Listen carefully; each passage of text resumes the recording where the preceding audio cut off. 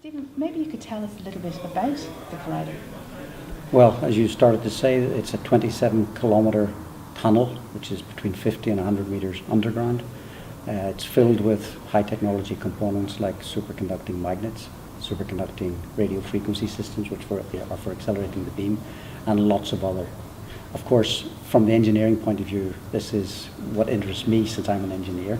It has almost every discipline of engineering you could think of, starting with the construction of the tunnel, which is civil engineering, alignment, aligning the tunneling machine so that you go around and actually finish the circle and don't keep going round and round. Okay.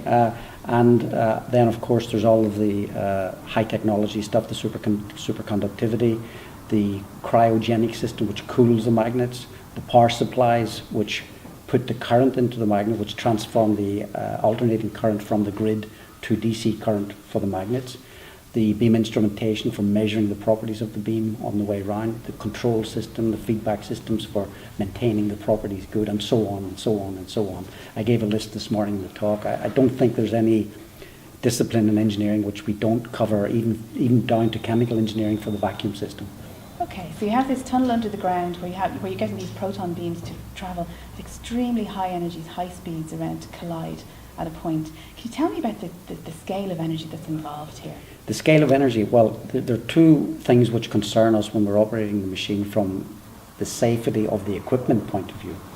The first thing is the stored energy in the magnetic field. Mm-hmm. The magnetic field has something like 13,000 amperes flowing through it over the 27 kilometres. The stored energy of the whole ring from the magnetic point of view is something like 10 gigajoules, 10 or 11 gigajoules.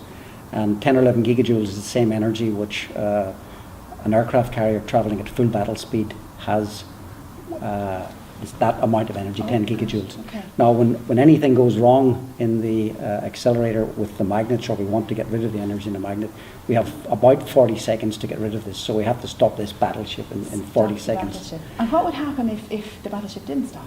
Well, it didn't stop once in September 2008, and there was damage, quite a substantial damage done to all of the major components over about a length of 400 metres, which caused us to 14 months of shutdown to repair just the damage. And this damage was caused by one joint, one interconnection out of 100,000 not being properly soldered. 1 out of 100,000. So the quality control was good, but it wasn't good enough. Okay, my goodness.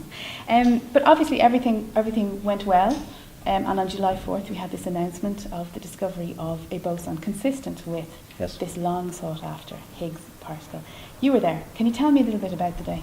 Well, it was a very, very joyous and momentous and emotional occasion for everybody, because when you've been working on such a thing for such a long time, it becomes part of your life. Yeah. And when you see the results, and you see, even though we are engineers, we built it, we saw the results which came from the experiments, and the experiments built these enormous detectors, which are very complicated as well. The whole thing together with thousands and thousands of people, all to find one missing piece of the puzzle in the fundamental laws of nature. I think it was an incredible experience. The auditorium in CERN wasn't big enough. It holds about 450 people. But they were queuing up. They were actually camping out the night before. They camped out as if it was a rock concert the night before. And the poor CERN staff couldn't get a seat because all the students camped out and took all the seats. And so when I came about 7:15 in the morning. And of course there were some reserved seats for some people like Peter Higgs and so on and so forth. And when I came about 7:15, they were queued up for about half a mile all the way back down the stairs out to the car park. They're queuing up waiting to get in at 7:30. And then when they got in, there was twice as many people still waiting outside when all the seats were taken. But we had other auditoriums where we did a webcast to them so they could see it, but they wanted to be at the live one. So